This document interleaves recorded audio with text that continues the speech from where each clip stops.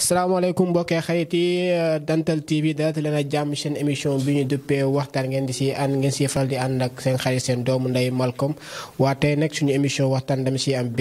mbégte ak bànneex di si recevoir sama benn camarade étudiant ñu koy woowee Henri Idriss Ndiaye nekk fële étudiant fële sa UCAD ca université Cheikh Anta Diop di fa suivre lu ñuy wax anglais mais ci kaw loolu suñu waxtaan tey dañ koy tënk si décision yu ñu mujj yu suñu président de la république mujj wàccee ci dernier discours am bii mu def face à la nation message à la nation mais ñu lu ñu gën a yitteel parce que boo leen xoolee discours bi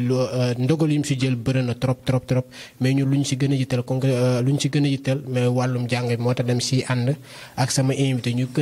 gën a càmbar si suñu gis-gis si lu président wax ni le 2 juin incha allahu rabbi bu soobee yàlla am na mbébét ubbi école yi léegi si kaw loolu maag sama invité daañu si ànd ñu waxtaan si ñu yaatal si incha allah.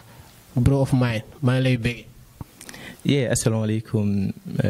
Malcolm waaw maa ngi lay nuyu di la ziar waaw di nuyu ñëpp ñi nga xamante ne ñu ñuy seetaan di wax ni tamit kontaan naa trop sama ñëw bi ma ñëw fii waaw avant tout je me présente maa ngi tudd Henri Idriss Ndiaye j'habite à Saint-Louis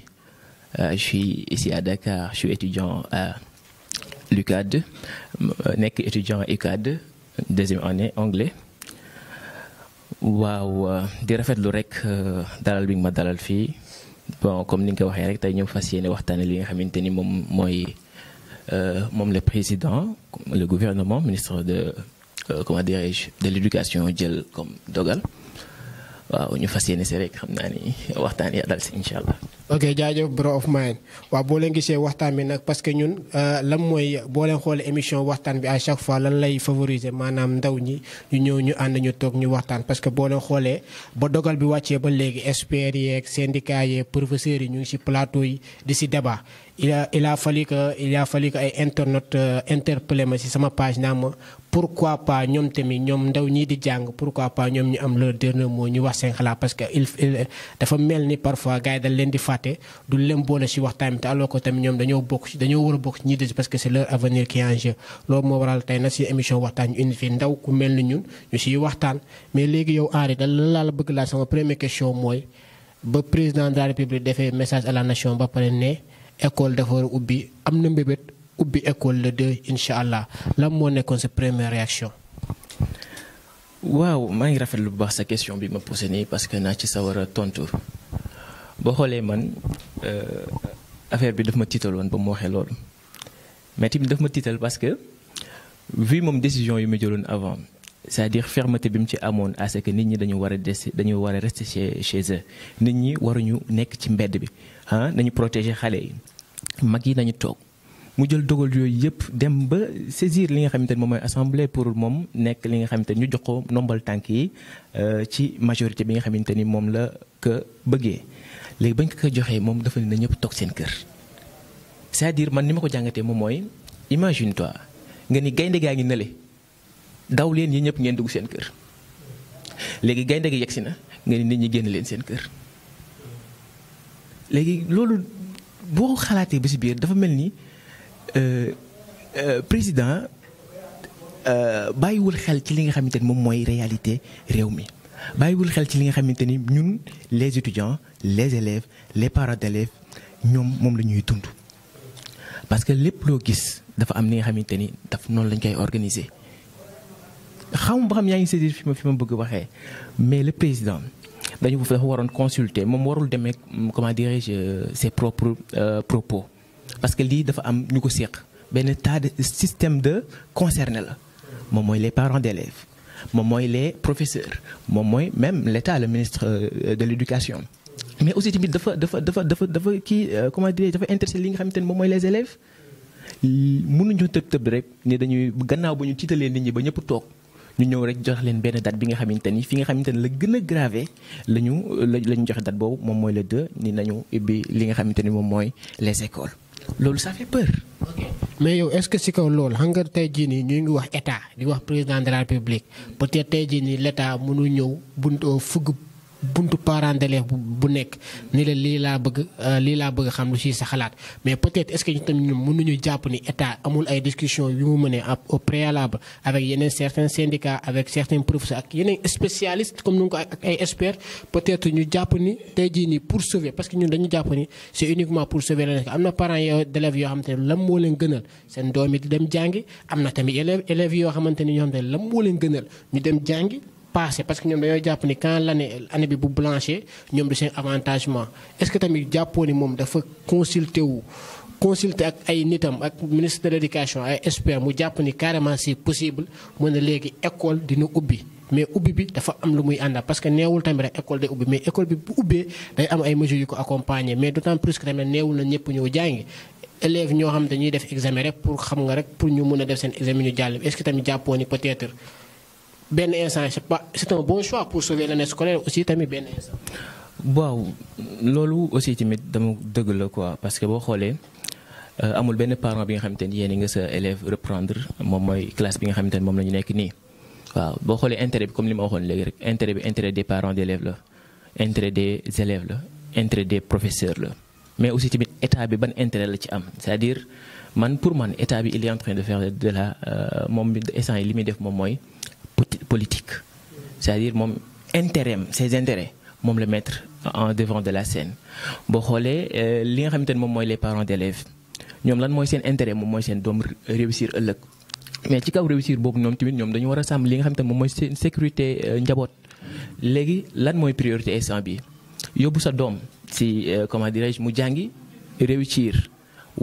ci conditions yi nga xamante ni moom la ñu nekk moom mooy corona bi nga xamante ni moom moo am risque boobu noonu est-ce que jar na réussir est-ce que jar na jël risque boobu noonu réussir en plus état bi bu fekkee dafa ni daf ñuy accompagner avec des mesures yi nga xamante ni moom lay comment dirais-je moom la bëgg teg sur la table ba ñu koy wéyalee est-ce que Sénégal attan na ko ñun dafa am li nga xamante ne dañu ko am suñu école yi moom mooy boo xoolee fële à Saint-Louis fi nga xamante ne moom laa gën a maîtriser ci wàllu jàng ñun dañu am ay écoles yi nga xamante ni déjà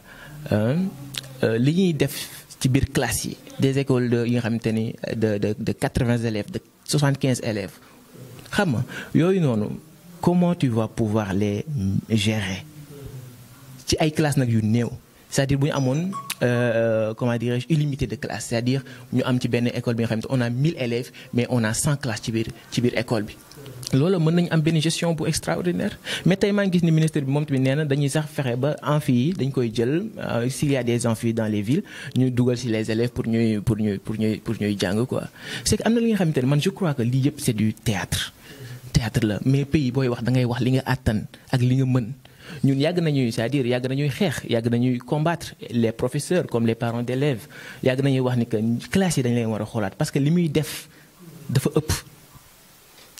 parce que loolu sax dafay tax ni élèves yi ni ñu waroon jàngee duñ ko mën a jàngee xam nga yooyu yëpp yàgg nañ koy wax mais tey corona bi dafa ñu wan ni loolu benn réalité li nga xamante ne dañ ko waroon rectifier bu yàgg bu fekkoon rectifier woon nañ ko tey bu ñu njëgsee fii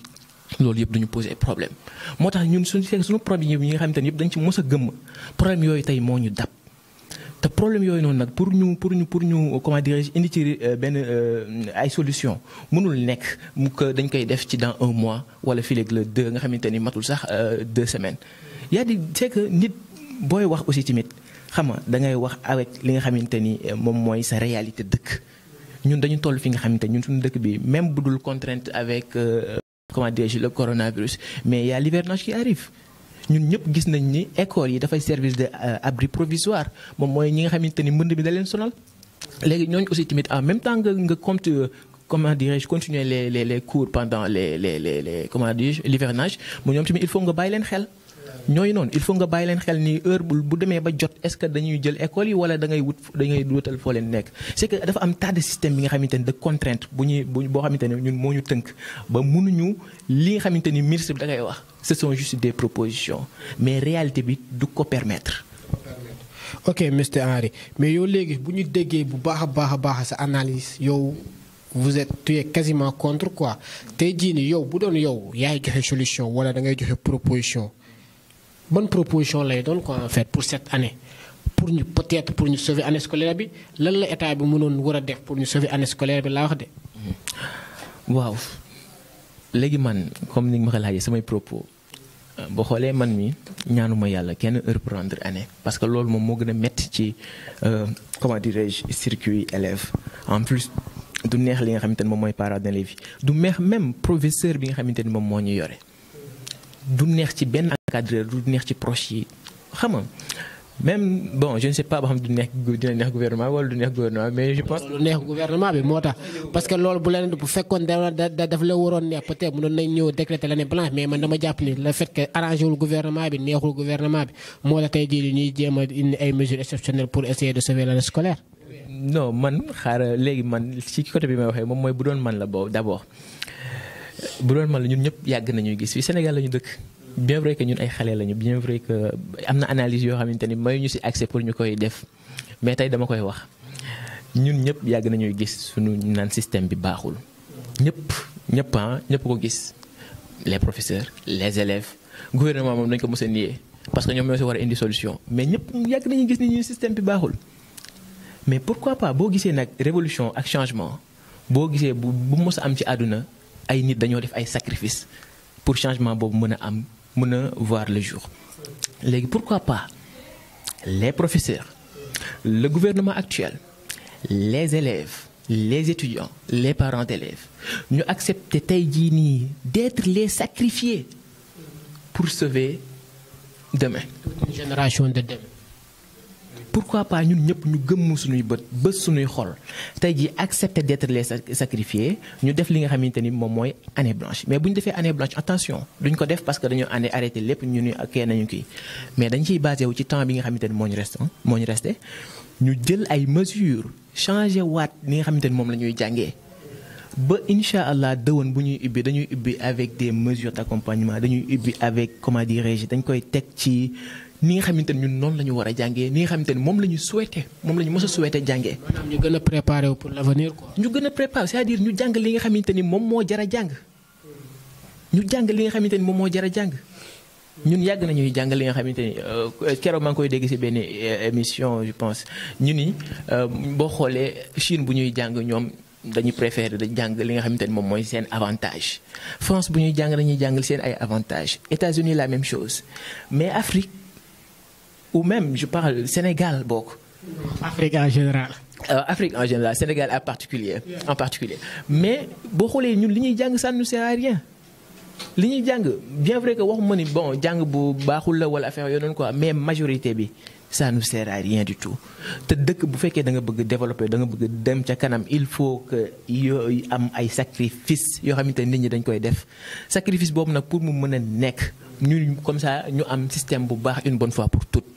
il faut que ñun ñi nga xamante ne ñoom ñooy génération ñooy dund actuellement li nga xamante ne moom moo am nii corona bi au lieu que mu ñuy empêcher c'est-à-dire muy nekk que de balaa ñu jëm ko sax utiliser à notre profit c'est-à-dire li nga xamante ne moom moo des ci année bi ñu fexe ko ministre bi ak ñi mu war a àndal ñoom ñëpp ñu toog ci autour d'une table ñu waxtaan nan la ñuy defaraatee année bi nan la ñuy defaraatee njàng bi en général parce que njàng bi bu ñu ko defaroon c'est-à-dire bu fekkoon defaroon nañu virtualiser wu nañu même bu ñu ko virtualiser wul à 100% c'est-à-dire bu fekkoon accepté nañu au lieu que élève bi nga koy dàq à chaque fois ni indi na comment dire li nga xamante ne moom mooy téléphone am nga fexe ba téléphone boobu noonu mën ko jëriñ beneen aspect beneen visage bu dul WhatsApp rek ak Facebook kese nga fexe ba téléphone am boobu noonu mu ci jàng. ok c'est bien dans l'ensemble yaakaar naa aussi tamit message bi jàll na te gars yi war nañu ko dékku incha allah parce que tey jii nii boo xoolee tey jii nii man li nga wax benn côté dama ci ànd ak yow maanaam il faut que toute une génération maanaam tey jii nii ñu ànd def ay sacrifices pour sauver toute une génération. parce que tey jii nii damay convaincre un tout petit peu l'histoire parce que boo xoolee lu mel nii wala lu niroog mel nii amoon na fi en 2012 boo xamante ne mais nekkuloon mbas ay grève la woon 5 mois 6 mois. L'État a voulu sauver l'année scolaire mais tey nii gis na résultat yu mu jur parce que le résultat lu mu jur maanaam le niveau des élèves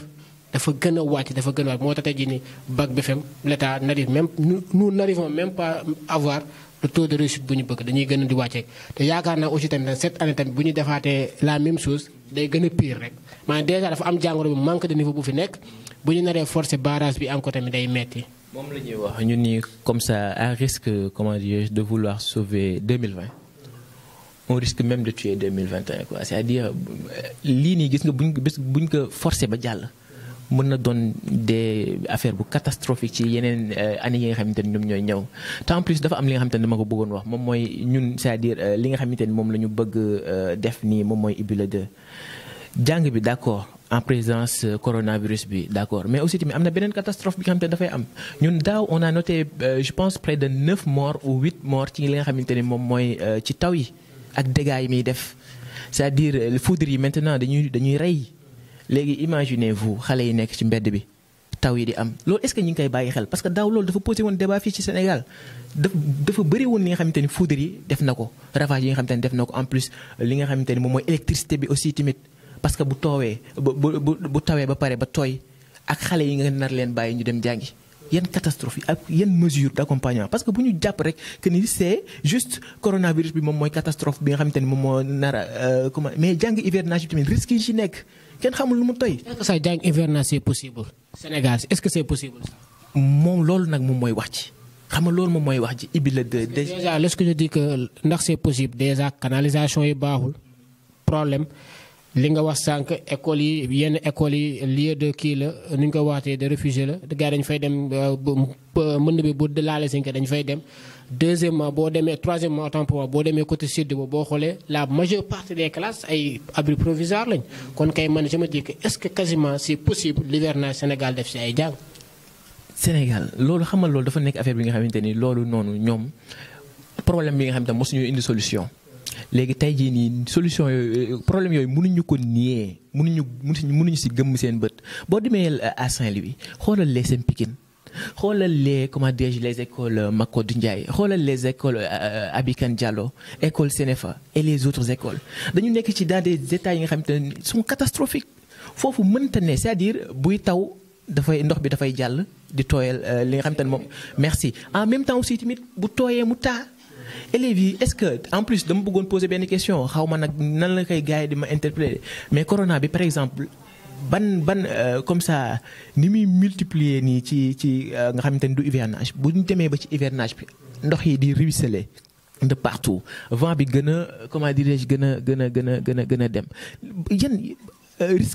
risque yi ba xam dafay augmenter wala dafay baisse en plus ñu xam ñun suñu dëkk nu mu mel ci wàllum comment dirais-je ngeen baal ma ci wax ci wàllum saleté ñu gis marché yi nu muy saleté ak tamit nu muy désordonné ndox yi nu ñuy taawee est-ce que tamit yooyu dafay gën a aggraver la situation wala est-ce que da koy gën a wàññi. loolu tam question bu jar a laaj la de te xam naa ñu ngi ko laaj peut-être nguur gi la wala ba nga ko laaj. bon man dama ko. non internet yi ak nguur gi quoi ñoom xam naa buñ si mën ñoom luñ si mënti am dinañ ko dóor commentaire xëy na tontu ko quoi incha allah mais nag bro aar yi daanaka xam nga lu ñu naan lu duuf si nag bi xajul si cëll xam nga olof bi nag moo des a dëgër bu baax tu vois mais loolu tax na tey jii nii lu ñu cëraloon si waxtu daanaka mu ngi bëgg a jeex tu vois mais léegi lam moo waroon doon sa message parce que lu tax ma ne lam moo doon sa message parce que da nga nekk jeune boo xamante ni da nga ràññeeku pour man quoi à travers ci say page Facebook à travers sa page Instagram genre demee na may gis ni am nga ay followers yu bëri ñu bëri da lay suivre pour xam da lay déglu te benn instant sax mun naa wax ni bon porteur de voix am na jeunesse boo xam te ne peut-être mu feeñ mu ñàkk feeñ mu virtuel yëpp am na ñu nekk si ginnaaw nga xam ne ñoom à chaque fois si say kàddu la ñuy inspiré peut-être yow am na loo xamante ni message bu nga leen mën a jàllale parce que de toi qu'on puisse dire parfois j'ai tendance à te dire yow tu es un leader te loolu ngay woote wu sax te il paraît que yow fan si Hitler nga ak ñoom Martin Luther King xam nga te day jaaru parfois xam nga rek nga baaxee la jeunesse surtout ma ñu nekk si ginnaaw ñu lay suivre ay message. waaw bon man moom comme li may wax rek sama comme ni nga ko waxee sama Facebook comment dirais-je Instagram et sur aussi tamit li nga xamante ne moom mooy WhatsApp surtout. bon ñun par exemple jeune bi dañu leen di taxé de tout le temps bàyyi leen internet bi da ngeen nekk ci internet bëgg WhatsApp bëgg Facebook mais yooyu yëpp tous ces applications là mën nañ ko utiliser ci fànn bi nga xamante ni moom moo gën a am njëriñ c'est-à-dire bien vrai que di def ay statuts di waxtaan et tout mais cette période là ku ci nekk nga jël li nga xamante ni moom mooy sa jumtuwaay bi ngay Facebook WhatsApp nga servir que mu doon benn cause bi nga xamante ni dafay combattre. nga bind sa nga am comme ça ñi nga xamante ne par exemple benn 100 personnes wala 60 personnes boo xamante ne dañuy vu sa statut chaque jour yow fexeel ba di leen jox information wala fexeel ba di wax say point de vue ñoom ñu koy gis fexeel ba di muy utile daal li ngay kii comment dire li ngay def. agréable merci beaucoup. merci beaucoup te en plus boo nekkee ndaw nekk ci réew man loolu laa gëm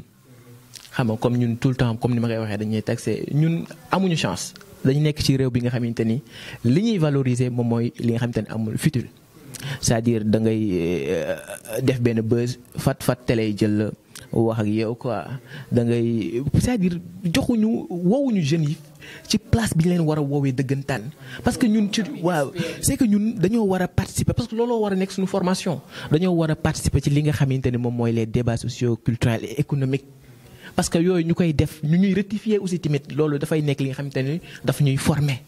mais buñ ñu woowee rek ci wàllu rab la buñ ñu woowee rek ci wàllu làmb la buñ ñu woowee rek ci wàllu way la buñ ñu woowee rek seen petit gars la buñ ñu woowee rek parce que dañu war a def reetaan loo nit ñi wala dañu war a def benn affaire bi nga xamante ni c'est con nit ñi di si ree yooyu yëpp dëgg la d'accord neex na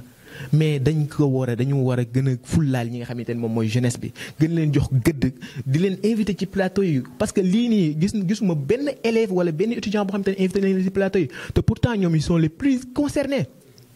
ñoom ñoo gën a concerné ci affaire bi te dañ leen war a woo dañ leen war a déglu parce que duñ leen wax rek ni bon ibbi nañu école yi dem leen ngeen jàngi dafa yomb ñun ana droit de l'enfant xam nga ana droit yi nga xamante ne moom la ñu jox mais ñun on a droit à la parole dañu war a wax dañu war a déglu dañu war a wax suñu point de vue nañuy bàyyi jeune bi ñuy tourner ci wàllu affaire yu futile yi nga xamante ni c'est inutile kese te jeunesse bi aussi tamit nañu imposer wu. Il faut que ñun ñëpp ñu imposer wu wane lan exactement jeunesse parce que ñun demee ñun ñoo yor réew mi waaw léegi bu fekkee ñun dañu formé ci ay caaxaan ak ay comment dire ay comédie bu déwénee tamit comédie rek la ñuy yoree réew mi waaye bon maa ngi jégalu xam naa ba ma jox la ñu tëj.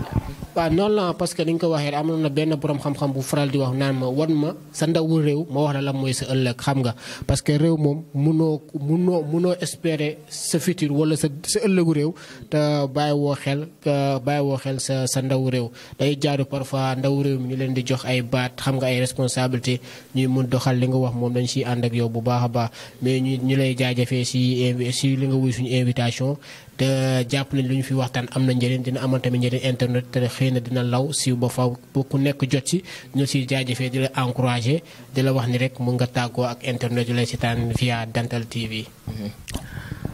waaw d'abord maa ngi tuub bu fekkee wax naa li nga xamante ni waruma ko woon wax parce que parfois rek xam nga ñun ay ndaw lañ rek te dañuy jéem waaw xam nga di jéem a topp suñu tànk leader yi nga xamante ni ñoom jàpp nañ ni ñoom sont des exemples. waaw di tamit di wax ni rek incha allah di ñaan yàlla li nga xamante ni moom moo dal ci fi nga xamante ni ci askan wi partout dans le monde tamit yàlla gaaw ko dindi ba nit ñi ku si nekk mën a dem say préoccupation ok di leen nuyu nag di leen ziar ok merci beaucoup. Okay, that was Ari Idrissa Ndiaye lañu amoon ci seen émission bu ñu duppee émission waxtaan ak thème brother Ba Malcolm that was all ok di leen jox daje beneen yoon ak beneen invité ci beneen waxtaan ak beneen show di leen wax jaajëf restez scotché sur la scène Dental TV allez ciao bye.